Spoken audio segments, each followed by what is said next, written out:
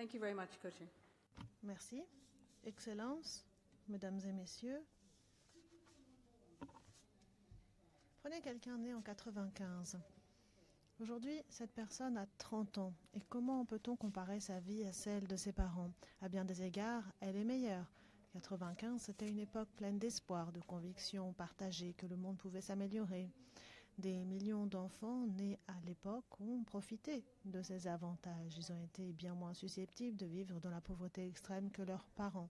Ils ont eu un meilleur accès à l'éducation, à la santé, et leur espérance de vie est plus longue. Ils ont également accès à la protection sociale. Voilà des gains concrets qui ont été acquis grâce à des efforts collectifs que les ODD renforcent et permettent de porter vers l'avenir. Malheureusement, nous savons que beaucoup de ces enfants n'ont pas profité de ces avantages. 1 milliard de personnes ont été tirées de la pauvreté extrême, mais l'inégalité progresse et continue de façonner les destinées plus que les opportunités. Nous avons une grande dette envers le monde. Excellence, nous devons terminer ce que nous avons commencé, élargir les filets de sûreté, donner un accès au travail décent, lutter contre la discrimination et les normes sexistes qui limitent ce que l'on peut faire et ce que l'on peut devenir. L'inégalité est aussi grave qu'elle l'était il y a une génération, peut-être encore plus grave.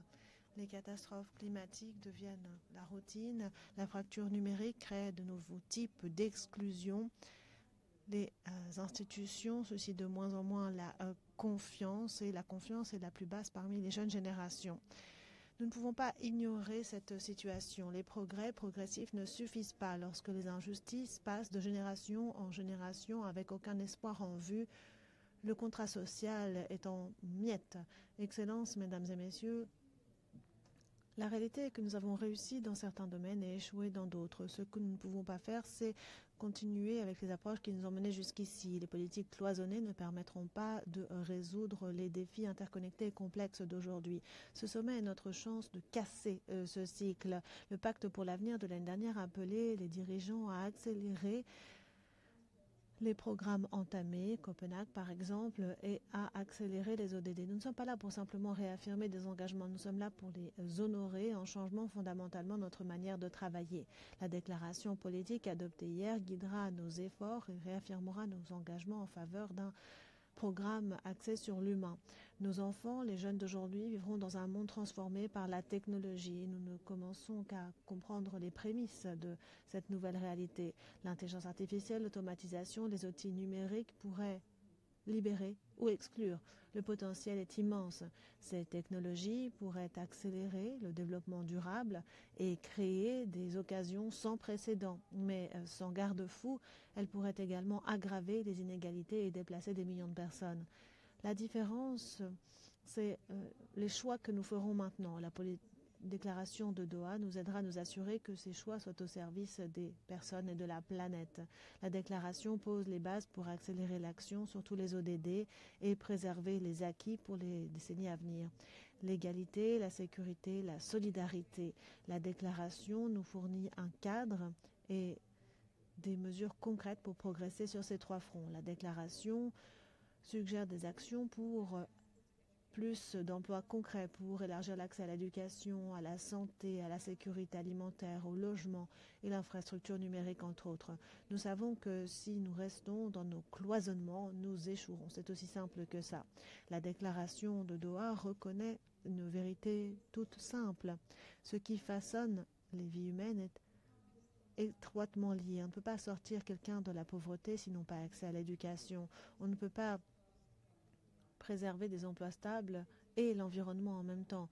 La sécurité alimentaire et l'accès numérique, rien n'existe de façon isolée. C'est quelque chose que l'on sait depuis longtemps avec le programme 2030. Les progrès réels ne sont tangibles que lorsque nous avançons ensemble sur tous les fronts. Nous devons donc remettre en question nos vieilles habitudes de mesurer le succès uniquement à l'aune du PIB.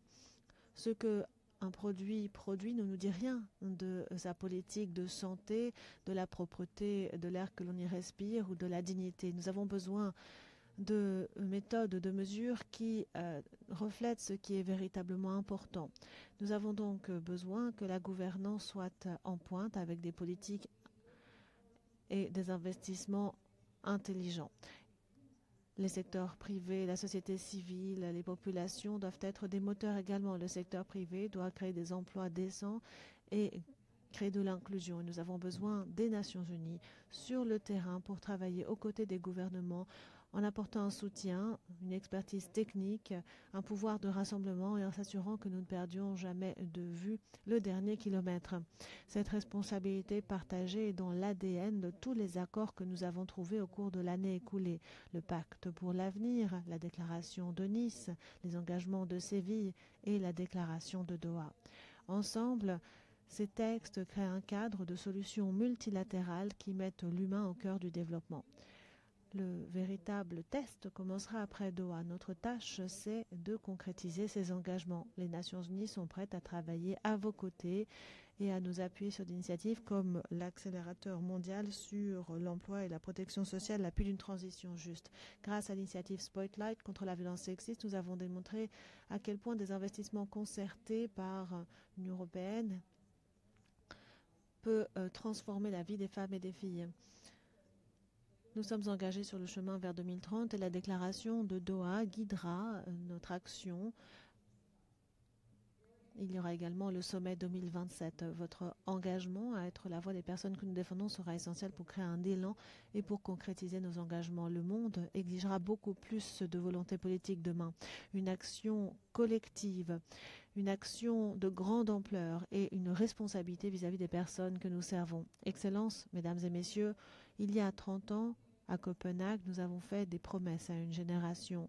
Certaines ont été tenues et de nombreuses promesses ne l'ont pas été. Aujourd'hui, à Doha, nous faisons des promesses aux générations actuelles et futures. Elles reviendront sur ce que nous avons fait ici, pas ce que nous avons dit, mais ce que nous avons fait.